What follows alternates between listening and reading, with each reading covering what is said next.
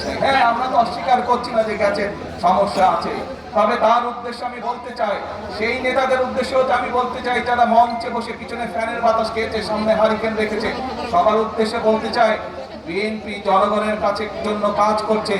বিএনপির পরিকল্পনা রয়েছে জনগণের জন্য, কিভাবে আমরা জনগণের এই জ্বালানি সমস্যার সমাধান করব। ইনশাআল্লাহ আগামী যে সংসদ 27 তারিখে শুরু হবে, এই সংসদে আমরা সংসদের মধ্যেই আমরা বাংলাদেশের জনগণের সামনে উপস্থাপন করব আগামী 10 বছর আমরা কিভাবে এই দেশের মানুষের জন্য জ্বালানি সমস্যার সমাধান করব সেই পরিকল্পনা। আজকে এই সকল রাজনৈতিক দলকে পরিষ্কারভাবে আমি বলতে চাই, আপনারা যদি মনে করেন অতই জনগণের প্রতি আপনাদের দায়িত্ব আছে, তাহলে আপনাদের পরিকল্পনা নিয়ে আসুন জনগণের সামনে।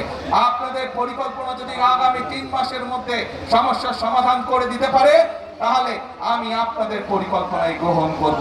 তাদের প্রতি আমি চ্যালেঞ্জ করে দিলাম, যেই বিদ্যুতের সমস্যা রয়েছে, যেই গ্যাসের সমস্যা রয়েছে, সেইটি সমাধানের জন্য তারা যদি সরকার থেকে ভালো কোনো পরিকল্পনা নিয়ে আসতে পারে, যে পরিকল্পনা আগামী 3 মাসের মধ্যে, বাদ দেন 3 মাস, আরো 3 মাস আমি তাদেরকে দিলাম, যদি 6 মাসের মধ্যে তারা সমস্যার সমাধান করতে পারে, তাহলে তাদের প্রত্যেকটি পরিকল্পনা আমরা বাস্তবায়ন করব।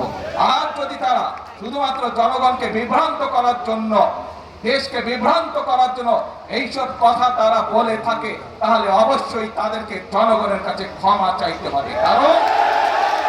কারণ একজন রাজনীতিবিদ হিসাবে শুধু জনগণকে বিভ্রান্ত করা তার দায়িত্ব বা কাজ নয়, বরং একজন রাজনীতিবিদ হিসাবে জনগণকে ধৈর্য শেখানো এবং সঠিক পথ দেখানোই হচ্ছে একজন রাজনীতিবিদের কাজ।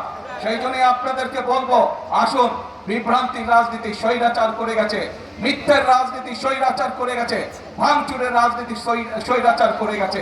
আপনারা জনগণের সামনে প্রতিজ্ঞা করেছেন যে জনগণের জন্য কাজ করবেন, আপনারা জনগণের সামনে প্রতিজ্ঞা করেছেন যে আপনারা দেশ গঠনের জন্য কাজ করবেন। কাজেই সেই সব বিভ্রান্ত রাজনীতি বাদ দেন, সেই সব হঠকারিতার রাজনীতি বাদ দেন। আসেন, জনগণের জন্য কি করতে পারবেন, কি পরামর্শ আপনাদের দলের মধ্যে আছে, সেটি জনগণের সামনে তুলে ধরেন। কি পরিকল্পনা আপনাদের মাথার মধ্যে আছে যা জনগণের উপকার করবে, যা দেশের মানুষের উপকার করবে, সেটি জনগণের সামনে উপস্থাপন করেন। রাস্তায় বসে ভাঙচুর করা, রাস্তায় বিশৃঙ্খলা তৈরি করার দিন শেষ, সেই রাজনীতি শেষ। জনগণ এখন সেই রাজনীতি আর সমর্থন করে না। পত্রিকাগুলো, বিগত 17 বছর পত্রিকাগুলো রয়ে গেছে, বের করুন পত্রিকাগুলো। পত্রিকার পাতায় এখনো ছবি আছে কিভাবে আমার দলের, বাংলাদেশ জাতীয়তাবাদী দলের বিএনপির নেতাকর্মীরা কিভাবে অত্যাচারিত হয়েছে, কিভাবে নির্যাতিত হয়েছে, কিভাবে গুমের শিকার হয়েছে, কিভাবে কারাবরণ করেছে, কি বক্তব্য তারা দিয়েছে, সেই সবগুলো এখনো পত্রিকার পাতায় রয়ে গেছে কম বেশি। পত্রিকাকে সেদিন ছাপতে দেওয়া হতো না এইসব বিষয়, তারপরেও পত্রিকাগুলো চেষ্টা করেছে, অনেকগুলো, সবগুলো না হলে অনেকগুলো পত্রিকা চেষ্টা করেছে বিরোধী দলের কণ্ঠস্বরকে যতটুকু সম্ভব তুলে ধরার জন্য। কিন্তু সেইখানে আমরা আজকে যারা বড় বড় কথা বলছে, তাদের কোনো কথা সেখানে দেখিনি আমরা। কাজে বাংলাদেশের মানুষের মন অনেক বড়। ভুল অতীতে করেছেন, 71 সালে ভুল করেছেন, 86 সালে ভুল করেছেন, 96 সালে ভুল করেছেন, 2026 সালে এসব মানুষকে বিভ্রান্তি করে কি কি সব টিকিট মিকিট বিক্রি করেছেন। আসেন, এইসব বিভ্রান্তি রাজনীতি থেকে বেরিয়ে আসুন, এইসব মিথ্যা রাজনীতি থেকে বেরিয়ে আসুন, এইসব উস্কানি দেওয়ার রাজনীতি থেকে বেরিয়ে আসুন।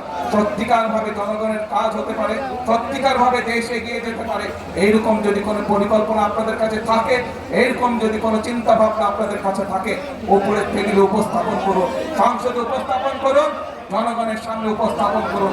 সেই পরিকল্পনা যদি ভালো হয়, সেই পরিকল্পনা যদি বাস্তবসম্মত হয়, সেই পরিকল্পনা যদি দেশ এবং দেশের মানুষের উপকার করে, অবশ্যই আমরা সেই পরিকল্পনা অনুযায়ী কাজ করবো ইনশাআল্লাহ। প্রিয় ভাই বোনরা,